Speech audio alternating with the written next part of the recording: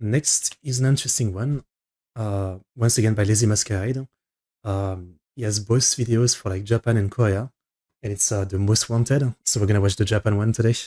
I guess it's probably like current most wanted criminal in the country or something, and what they did could be interesting. Um, if it's good, we'll watch the Korea one next time. So let's watch it. Recently, I came across this video by Chilling Scares, in which he covered the FBI's 10 most wanted list, and it got me thinking, who holds that same notorious status here in Japan? I could watch that one too. Whenever you go out walking in Kobe, or any other city, you'll inevitably come across these posters, plastered on the side of kobans, or on bulletin boards, detailing the most wanted suspects designated by the National Police Agency. At present, there are 12 of them. And yet, since their stories haven't been covered by Western media outlets, and are essentially region-locked, these men remain virtually unknown beyond the country's borders. Today, I want to go over the 4 most wanted suspects featured on these posters, those with the highest bounties, and the darkest stories. Because, as safe as Japan is, even a country with a low crime rate has its share of monsters. Of course, yeah. You know, I was thinking, like, have I ever seen wanted poster or something in France? But I don't think so. Maybe I just haven't looked at the right place, but even in, like, bulletin board where people put, like the city puts poster or stuff, I can't even remember seeing that. The only thing similar to that is Amber Alert or whatever you call it. When a child is missing or kidnapped or something, you might have some TV broadcast showing you stuff about it. But in real life, I've never seen anything like wanted posters.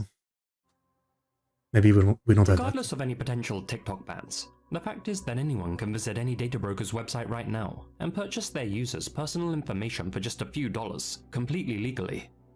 Unfortunately. Great sponsor, I'm sure. Let's get to the most wanted. Data. Fugitive number 1. Kogore Yoroshi. Bounty. 3 million yen. In 1998, a brutal incident occurred in a residential area of Gunma. When I was 3 born. members of the same family were slaughtered in their own home. The perpetrator remains at large to this day. Gunma Prefectural Police continue their relentless pursuit of the suspect, Kogore Yoroshi, and are calling for new information from the public.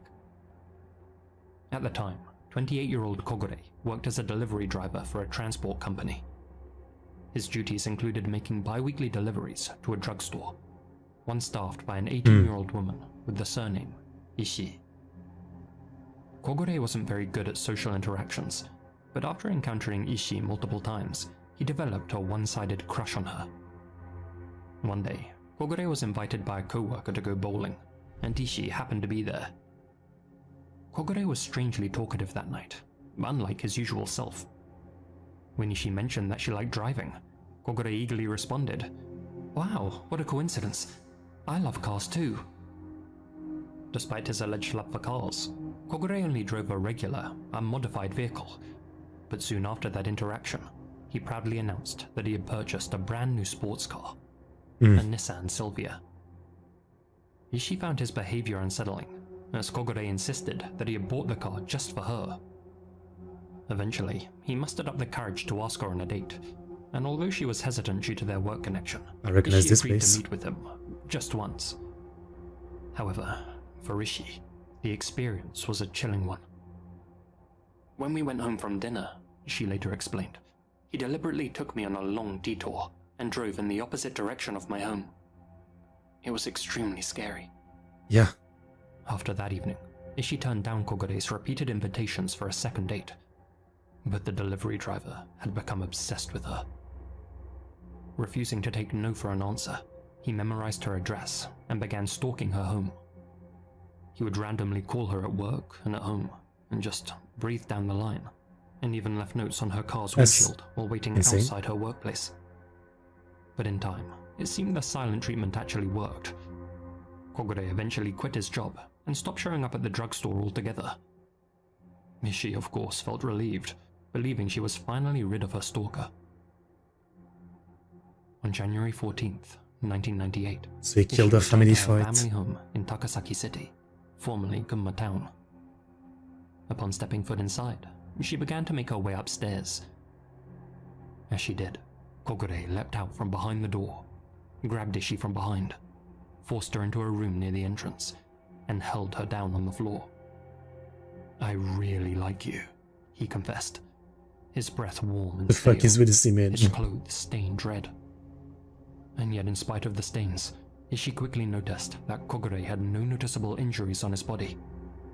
That realization made her heart sink. He killed her Her thoughts family. turned to her parents and grandmother, whom she lived with. She called out to them, but received no response. Kogure restrained Ishii for nearly 3 hours while they exchanged words. Afterwards, Kogure walked out the front door and fled the scene. Ishii then ran up to the second floor of the now silent house, where she noticed the hallway was covered in blood, so much so that there wasn't a clear patch to stand on. She later discovered the bodies of her parents and grandmother hidden in separate closets. Kogure had killed them using a knife or similar bladed weapon. Kogure used his newly purchased white Nissan Silvia with the license plate Gunma 33 MO867 to escape. He was last seen on the Tosui Bridge, heading towards Saitama. Gunma Prefectural Police immediately set up an investigation headquarters, issuing a nationwide wanted notice for Kogure and tracking his whereabouts. However, his trail has since gone cold, and his vehicle remains missing. It's crazy that, you know, the guy seems so crazy, right? Like, not the type that would do a good job at disappearing. And yet, here we go. It's been 27 years and he hasn't been found. I mean, he just seems like the kind of guy who couldn't keep himself hidden, and yet, here we go. Which makes me think maybe he just killed himself. That's why he hasn't been found. But I don't know. Over the years, numerous investigators have been assigned to the case, and dedicated officers continue to work on solving it today. The walls of the investigation HQ are lined with case files, a testament to the firm resolve to bring this case to a resolution. It's now been 27 years since the incident. Typically, as a case gets colder, tracking fugitives becomes more challenging due to reduced investigative efforts and declining public interest. Yeah. But though the prospect of finding a suspect after such a long time seems slim, recently, many Japanese criminals have been brought to justice after spending decades on the run. Most famously, Kirishima Satoshi, who, in 2024, was finally identified after 50 years of evading capture. That long. In that case, however, Kirishima voluntarily gave himself up on his deathbed, as he wanted to die under his real name, rather than an assumed identity. Still, this resulted in the so-called Kirishima effect, which saw a number of fugitives arrested in quick succession thereafter. Unfortunately, Kogure was not amongst those apprehended. I mean, I guess there's always a chance if you don't give up. For murder, one which was abolished in 2010. As such, Kogure's face will remain on the nation's most wanted posters until he's finally brought to justice or proven to have passed away. A reward of up to 3 million yen, around 20,000 USD, is being offered to anyone with information that leads to his arrest. Yeah. Kogure Hiroshi is described as being 170 centimeters tall, with a long face, and, at the time, a slender build. His habits include smelling his hands and biting his nails. If still alive, he'd be 55 years old today. If captured, he'll be ordered to pay Ishii over 150 million yen in compensation for the mental anguish she endured. Though I think that would be the least of Kogure's worries. Yeah, I don't think this matters. Given the heinous nature of his crime, if found guilty, he'd almost certainly be given the death penalty. Yeah. Okay. Hopefully he gets catched, what I can say. Hatta Yoichi. Bounty, 8 million yen. If you ever needed proof that appearances can be deceiving, meet Hatta Yoichi, one of Japan's 4 most wanted men, and the fugitive with the largest bounty to his name. Really? Despite looking far more boyish than the hardened criminals that sit alongside him on these posters, Hatta actually has an extensive criminal background, and, just like Kyomin Suk, whom I covered in a recent upload, fits the profile of a dark triad personality type, possessing traits associated with pathological narcissism. I feel like I might have seen a video about this guy. Machiavellianism. not only had the 28-year-old Hatta spent his adulthood exploiting the welfare system and scamming strangers on the street, but he had developed a habit of causing disturbances in restaurants and at train stations to relieve his stress. Worse yet, in early 2022, he was handed a suspended prison sentence for the illegal confinement of a woman he met on a dating app. But the judge would have been wise not to let him off so easy. For just a few short months later, Hatta chose to do something heinous enough to land himself a place on this poster. Alright. Or maybe I'm thinking of a different case, huh? On the evening of June 29th, 2022, two 19-year-old university students, known only as A and B, were shopping for second-hand clothes in Beppu City, Oita Prefecture, riding from shop to shop on their motorbikes. After finishing up their last bit of shopping at a department store, the pair hopped onto their bikes, which were parked in the lot outside. As they prepared to set off, they noticed a young man walking along the nearby path, playing music extremely loudly on his phone. A massive cultural faux pas in Japan.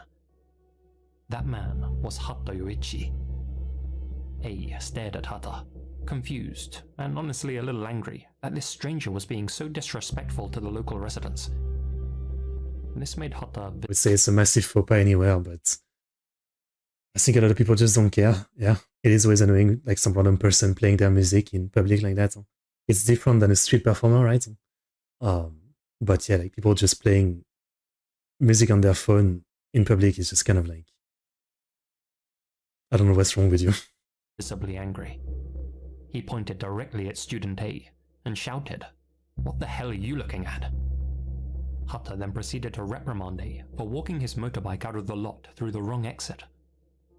Not wanting any trouble, A apologized for staring, bowed his head respectfully, and rode off alongside B.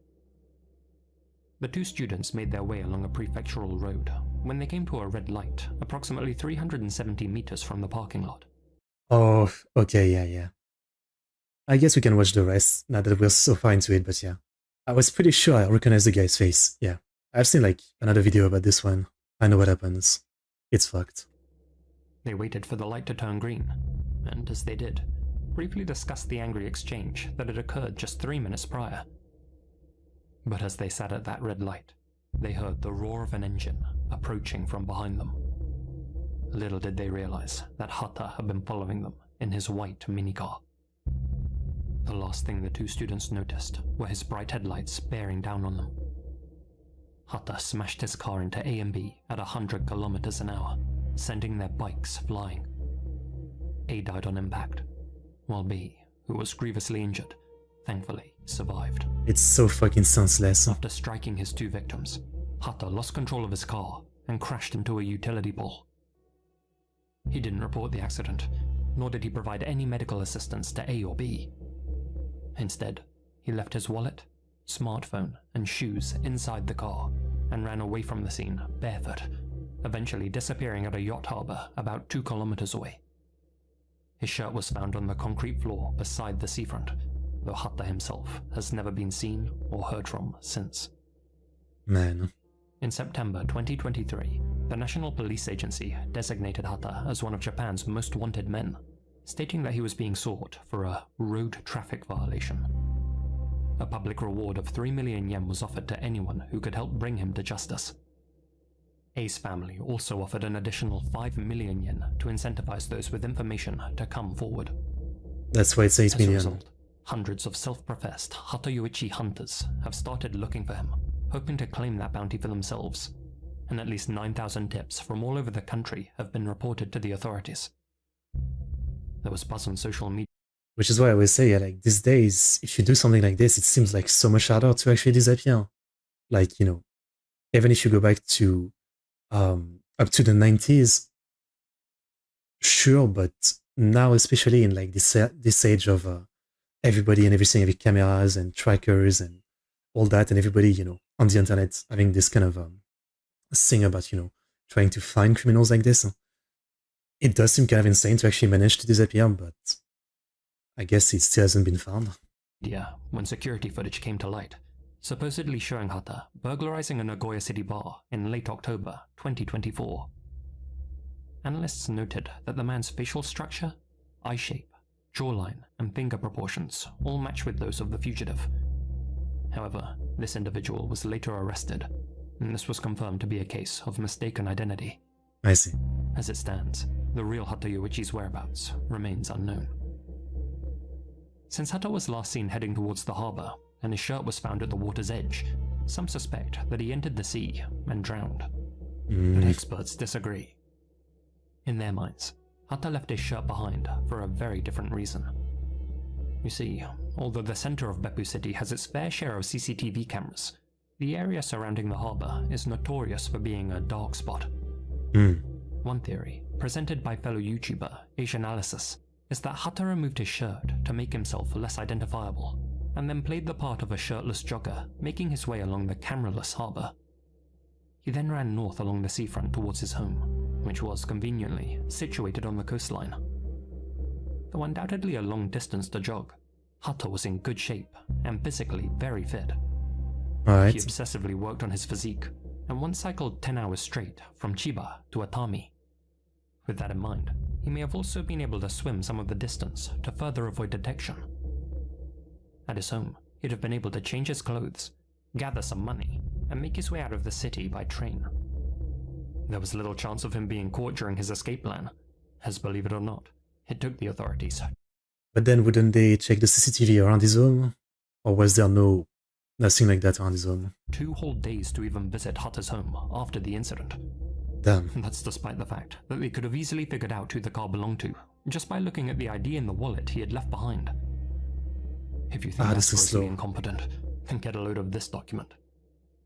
Journalists had pressured them to reveal their initial investigation records, and this is what they showed them.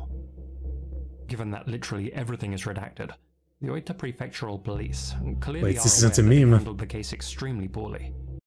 This isn't a fucking meme. I thought it was like the video like Lazy Masquerade just putting this before revealing to us or something. Like, there's nothing to read. Which gives credence to the theory that Hata was able to escape. As to where he would have Alright. fled to, well, given that he had a 2-day head start, he could literally be anywhere in the country. Oh, outside of it. Japan prioritizes privacy over surveillance, especially outside of the major cities, so following his trail wouldn't have been an easy task, even for a competent police service. As to why he still hasn't been found, well, these days, blending in is especially easy in Japan. For example, it's completely normal to see people walking down the street wearing face masks. Yeah. The possibility That's that true. Hata has altered his appearance in other ways, such as having more plastic surgery done, then the odds of someone recognizing him on the street grow slimmer. Yeah. Given his propensity to experiment with makeup, there's also a chance he's disguising himself as a female. As for money, Hata certainly has no qualms about stealing, something that's extremely easy to do in a high-trust society like Japan. And cheating now. In a video he uploaded to his social media page shortly before going on the run, Hata even explained his life plan, which didn't involve work, but rather theft. はい、私にとってね、まあ人生のプラン、そんなものはありませんね。はい。ないですね。生活保護っていうシステムがあるんですよ。となると、万引きとかしたりして How would you 食 upload べてい that? けば。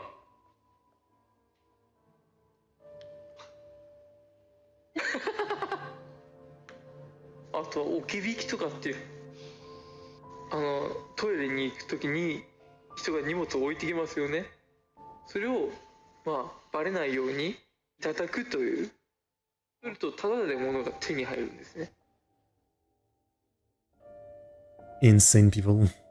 In terms of accommodation, it's entirely possible that someone's housing Hata, or that he's hiding in one of the country's innumerable abandoned buildings. Going further than that, it's also possible that he's in the mountains somewhere. Hata was an avid outdoorsman who spent plenty of time camping. He not only had the will to survive, but also the stamina and knowledge to do so in the surrounding mountains if need But be. also have left the country. In fact, the only thing Hata loved more than the woods was himself. Even when behind bars, other prisoners noted that he spent hours staring at himself in the mirror, fixing his hair and examining his skin. And his ex-girlfriend even confirmed that he had rigorous beauty routines. I personally can't see such a self-obsessed person intentionally ending it all, and strongly suspect that he is still out there somewhere. I agree.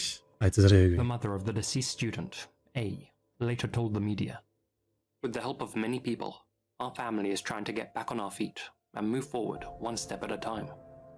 We're worried about the fact that the charges have not been changed and that the statute of limitations is fast approaching."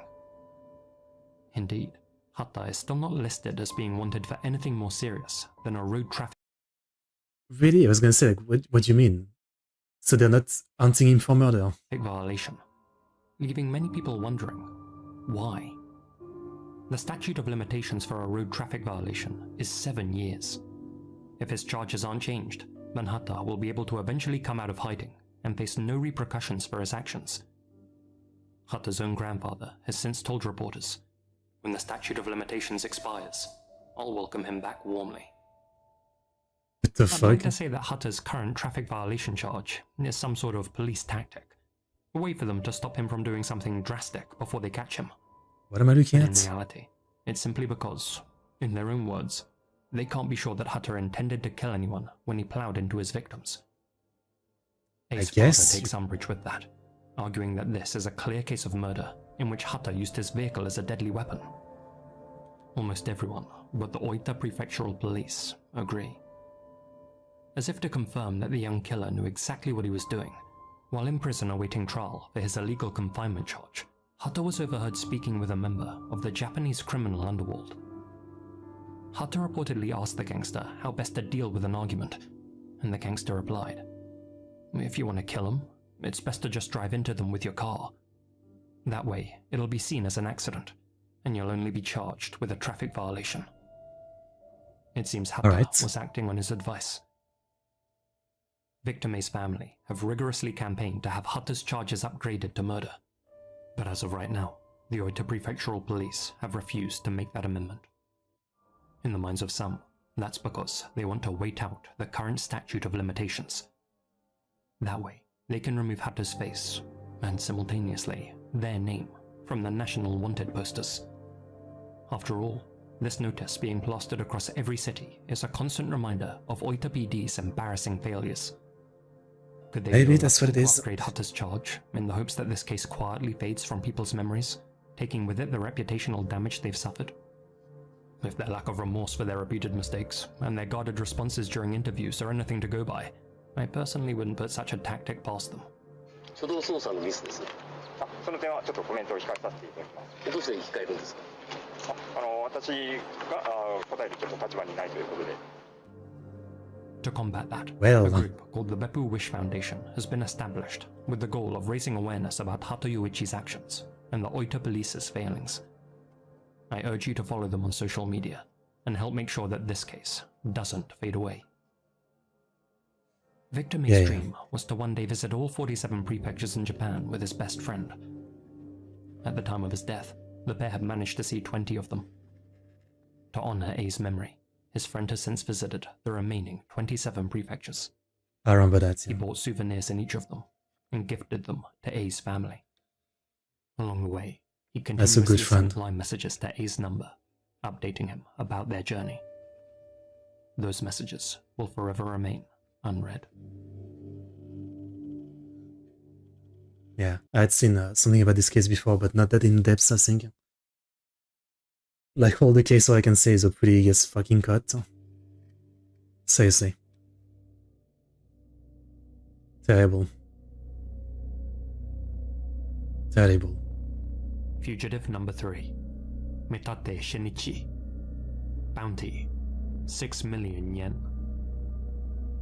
Despite having been raised in a close-knit family environment and having an ordinary childhood, our next subject, Mitate Shinichi, just seemed destined for debauchery. A bookworm with a genius-level IQ of 145, Mitate was also a born psychopath, whose hobbies not only included leading his school's broadcasting club, but also indulging in animal torture. Indeed, So is that the he spent start, much huh? of his free time throwing cats into oncoming traffic, or chopping them into pieces with a sharp knife while they were still alive. It was during high school that Mitate decided he knew what he wanted to do with his life. Perhaps figuring that honest work was for chumps, he stopped attending his classes and ran away from home in order to pursue a life of crime. After falling in with a group of other delinquents and runaways, Metate formed his own crew, which he dubbed the Eifuku Black Emperors, and later used its members to revive the ailing, ultra-nationalist Kanto Rengo Bosuzoku. I was gonna say it's a Bosuzoku look. Under his leadership, the Rengo became crueler and more feared than ever, extorting countless people across Tokyo and pulling out the teeth and fingernails of their imprisoned rivals just for kicks. Previous generations of the Kanto Rengo didn't target women and children, but when it came to blackmail, kidnap, and all forms of assault, Metate didn't discriminate.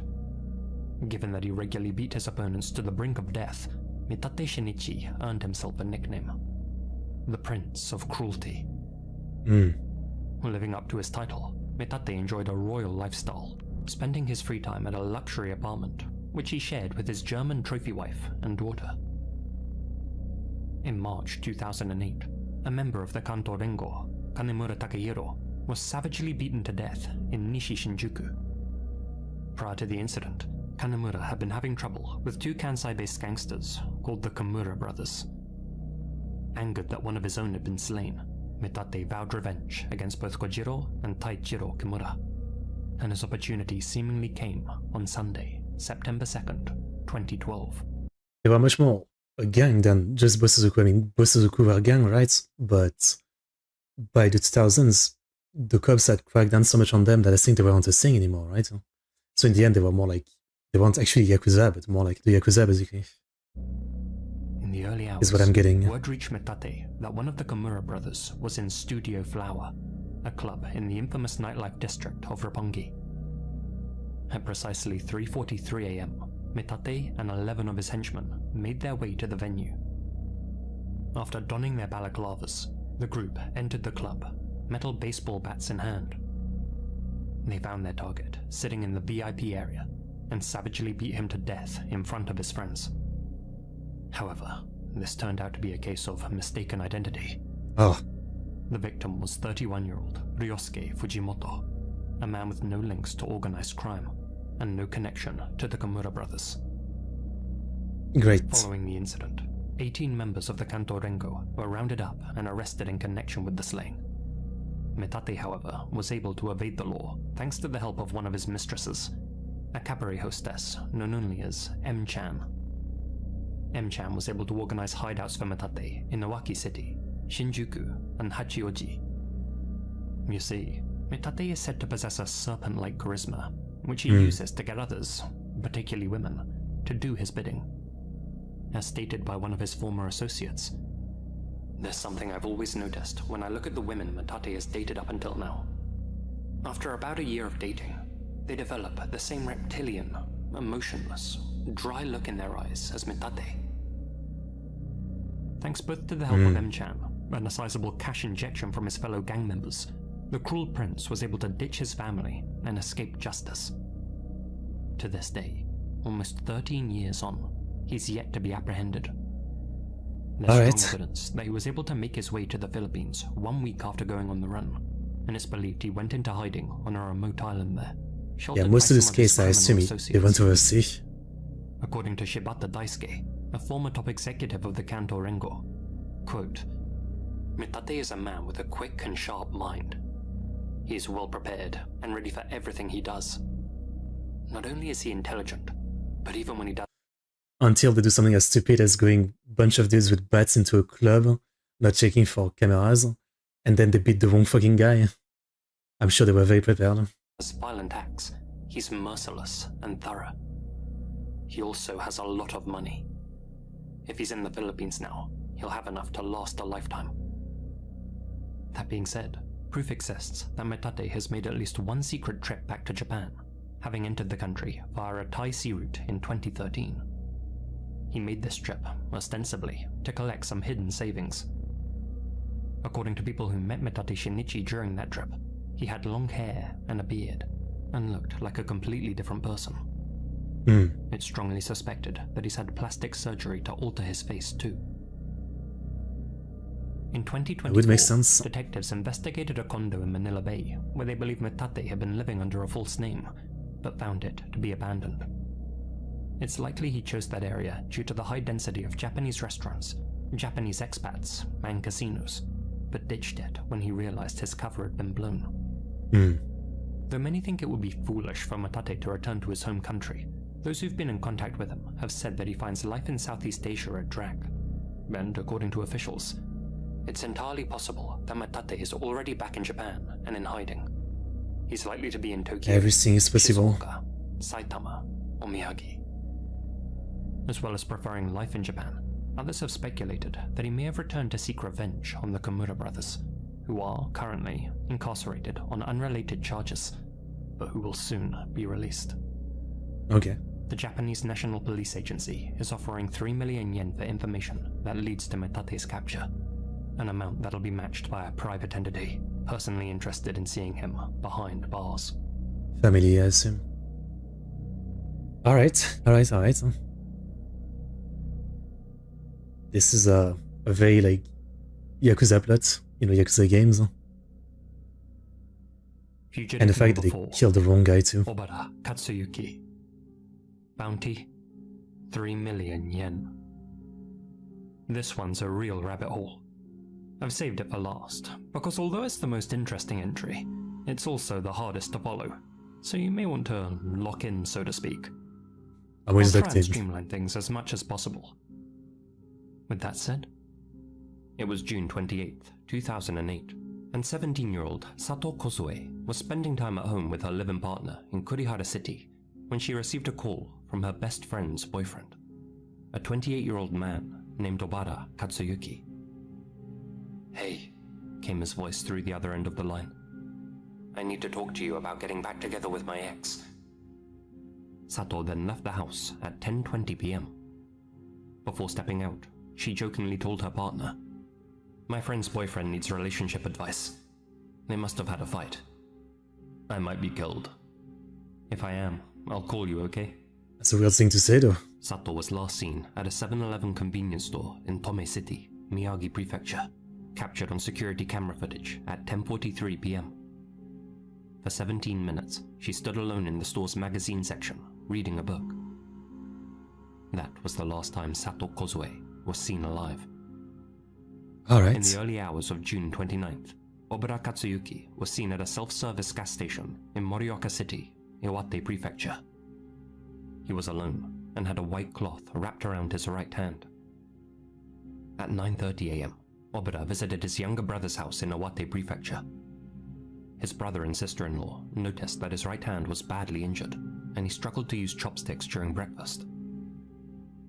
2 days later, at approximately 4:30 p.m. on July 1st, Sato Kozue's body was discovered in a stream along a mountainous road in Kauai Why did he want Village. to kill her? A post-mortem autopsy determined that she had first been strangled and had then suffered a severe blow to the head after being dropped from the bridge over the water. Some 5 hours after Kozue's body was discovered, at 9:40 p.m., a fisherman was traveling alone along a prefectural road in the mountains of Tanohata village when he noticed a car crashed into a utility pole with smoke billowing from the engine. Assuming the owner may need assistance, he got out of his car and approached the vehicle. Inside was Obara. The man asked how he had managed to crash on a straight road with good visibility, but Obara just babbled. "I fought with a woman and hit her. Oh I'm shit. finished. I have no choice but to die." The fisherman then drove Obara back to his parents' house. The next morning, July 2nd, What the fuck do you mean? The guy just told you that he killed a woman, and you drove him back home? What? Obara called a friend and said that he was going to jump off Onosu Cliffs in Tanohata village. He also sent an email to his girlfriend with a photo of Thanks, the Mr. cliff, along with the Fisherman. message, "This is the end," as well as an email to his younger brother with the message, "Goodbye. Sorry for causing you so much trouble." His friend drove out to Onosu on his motorcycle and found Obara sitting at the end of the cliffs, talking on his cell phone. Believing that he was talking with law enforcement, and figuring that Obara wasn't the jumping type, his friend then bizarrely left. That was the last Everybody's contact fucking weird of in this Obara situation. Katsuyuki. At around 11:30 a.m. on July 3rd, a town hall employee found Obura's wallet, sandals, car keys, and SIM card on the cliffs of Unosu. But When the nobody authorities asked him. came across Obura's car, which was still where he had left it after the crash, they found strands of Sato Kosue's hair on the back seat. Though no motive could be established, the police theorized that after luring Sato out to the kombini, Obura strangled her inside his vehicle and then dumped her body into the nearby river. But had he now really why? jumped into the ocean to avoid justice? The authorities searched the sea area up to 100 meters offshore, but found no trace of Obura, nor any physical proof that he had jumped. As a result, the police concluded that Obura had faked his demise and gone on the run, and on July 29th, Obura was put on the nationwide wanted list. Though traditionally, a bounty can only be placed on a suspect who's been on that list for 6 months, Obura's bounty was announced after just 3. Alright. But here's where things take a turn. After uncovering some new facts and inconsistencies in the case, former police officer and freelance journalist Akio... Okay, I was going to say it, but man, I guess that's what happens. Maybe I should avoid the videos that go too deep on Japan, because I've already got quite a few channels, Kyoto Robato, Unpredictable, different channels that do a lot of Japanese case, and I think I've watched like an hour and a half documentary about this one.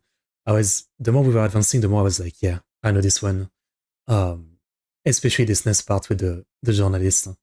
Okay, I guess we can finish it, but I think this one is from the channel Unpredictable, maybe. There's like some much more in-depth documentary about it, and it is really something. I mean, this is good, this is a quick recap of it. Kuroki began conducting his own investigation. After taking his findings to the media, Kuroki stated his belief that Obura was being framed for a crime he hadn't committed, and that Sato Kosue was slain as part of a revenge killing and was the victim of mistaken identity. To explain, he revealed The rabbit hole that goes Obura deep for this Katsuyuki's one. girlfriend, who was also Sato Kosue's best friend, just so happened to be called Sato Kosue. Yep, In other words, there's two Sato the two Kosue. women had the exact same name. To avoid confusion from here on, I'll be referring to Obura's surviving girlfriend as Sato A and the murder victim as Sato B. In February 2007, roughly a year and a half before the incident, Obura and his junior colleague had first noticed Sato A and B in a Purikura booth and decided to introduce themselves.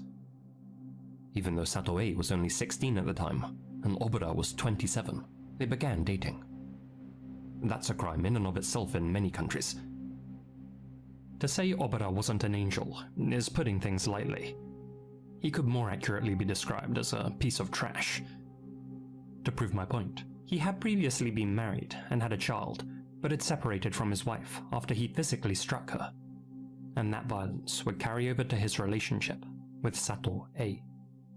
And as you're about to So hear... that's probably why Sato B said, like, I'm going to meet this guy that might kill me. I guess he was known to be a piece of shit. He wasn't beyond putting her life in mortal peril. 3 months later, on May 1st, 2007, Obura had been introduced to a new job by his senior colleague, a man known only as Mr. Y. However, Obura found the job too difficult and quickly threw in the towel. To apologize, Obura and his younger brother went to Mr. Y's house, bringing with them a bottle of sake as a gift.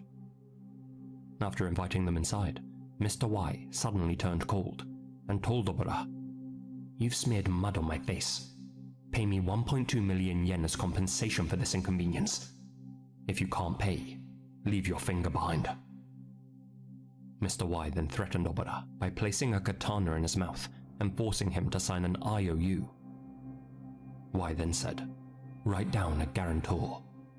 Namely, someone who'll pay, either with their money or blood, should Obura fail to honor his debt." The job Obura was asked with his the younger Yakuza. brother to be the guarantor, but he flatly refused, saying he didn't want anything to do with this.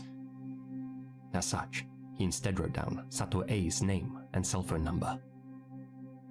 According to the later testimony of Sato A, Obura came back trembling and bleeding from his pinky finger, and there was blood on his white jersey.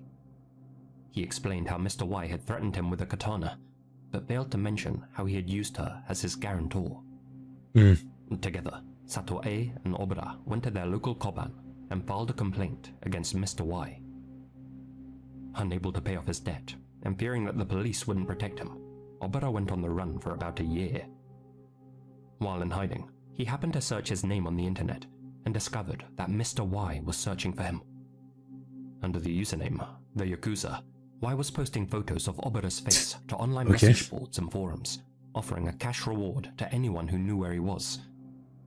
Around that same time, Obara was told by a former co-worker, "If Y finds you, he'll kill you." As such, on June 28th, 2008, the same day Sato B went missing, Obara called Sato A and told her that he wanted to withdraw their complaint against Mr. Y. She asked why, but he wouldn't explain.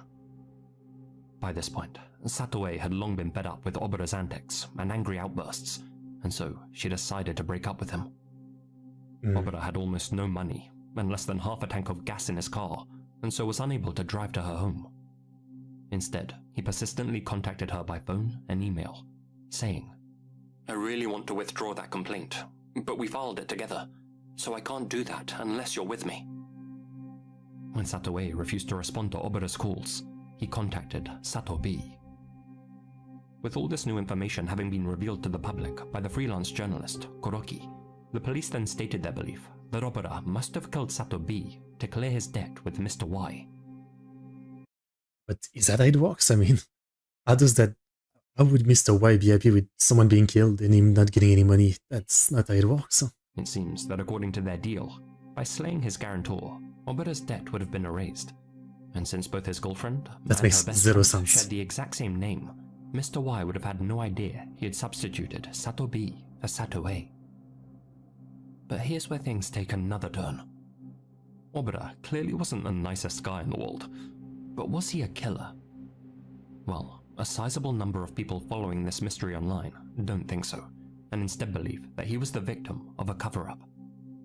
Firstly, at the time of the incident, Obara was dealing with a serious hand injury, one he had reportedly sustained on the morning of July 28th. His doctor claimed that this injury was so bad it would have rendered him incapable of strangling anyone. Secondly, Obara became noticeably distraught on June 1st when Sato B was discovered, telling everyone that someone was now after him. But at that point, the police hadn't publicly announced that they had found the young woman's body, suggesting that someone else, possibly Mr. Y, had personally told him that she was dead.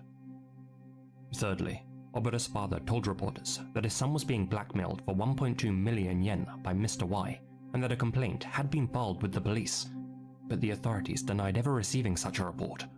Okay. The police later backtracked and claimed that Mr. Y had only demanded 150,000 yen and had not actually threatened anyone. Off the record though, Mr. Y himself later admitted to threatening Obara and forcing him to provide a guarantor, though denied all the other assertions against him. And if all that wasn't suspicious enough, remember Akio Koroki, the journalist who conducted his own investigation and made most of this information public? Well, on November 2nd, 2010, that's right, yeah. he just so happened to be found dead in his car from carbon monoxide poisoning.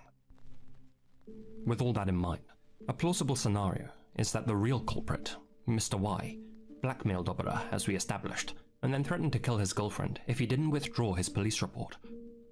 Unable to do This so, one is such a Obara mess. sought help from Sato B, frantically explaining his situation over the phone. That could explain why she had jokingly told her boyfriend, "Obara needs relationship advice. I might get killed." The pair then chatted outside the Konbini on June 28th, and afterwards parted ways. Sometime between then and the time that her body was discovered on June 1st, Sato B was killed by Y and or his associates, who mistook her for Sato A due to their shared name. Suspiciously, Mr. Y was absent from work between June 28th and June 30th.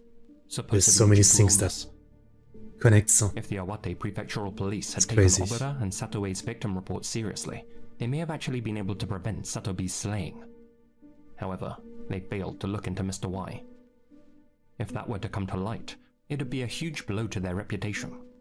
And so, in the minds of some, they instead opted to cover up the situation and pin the blame on Obara. It's another possibility for sure. Realizing he was being scapegoated, Obara then tried to fake his own demise and went on the run. Adding to that theory, if Obara had faked his death and fled as the police asserted, he would have had to escape barefoot, since, as I mentioned, he left his sandals by the cliff. Thing is, It's a 3-kilometer trek from the Onosu Cliffs to the National Highway, and from there, there's no public transportation, so he'd have either had to hitch a ride to escape, or walk for miles back to civilization. But what if Obara was picked up by Y and his associates along the way? Could he actually be buried somewhere in those mountains? Still, there's so many possibilities. Speculation. And having presented all the information, I'll let you decide what you think. Again, there's let me try to find a video for you guys. I think it's by the channel Unpredictable. Let me see. Like, there's a lot more to this. A lot more. Like, especially the stuff with the journalist. I think it's this channel. Was it this one? No, maybe I'm thinking of a different one. Was it the Kyoto Lobato video? Kyoto Lobato? No, I think it was another channel then. It's a video from this year, I believe. Japan case Obara. I'm forgetting the... Oh, it's this one by Rhetorica. Here we go. I found it. Okay, it's over a year ago. It's an hour and a half, so obviously it goes a lot more in depth, but there's a lot more to it. And one aspect is that that journalist guy was really pushing the fact that, you know, the police might be covering this up. And again, then he was found dead himself. I'll link the video if you guys want like a deeper look into it, because there's really a lot more weirdness to it. It's definitely one of the most interesting cases I've heard about before. So yeah. Today, Sato B has been dead for as many years as she was alive. That's the authorities are adamant that Obara Katsuyuki is not only responsible for what happened to her, but that he's also still on the run, rather than in the ocean or under the earth. As such, he remains one of Japan's most wanted fugitives, with a sizable bounty still on his head. Frankly, it's hard to tell, but I do think that it is a much more complicated case than, yeah, you know, he killed her and that's it.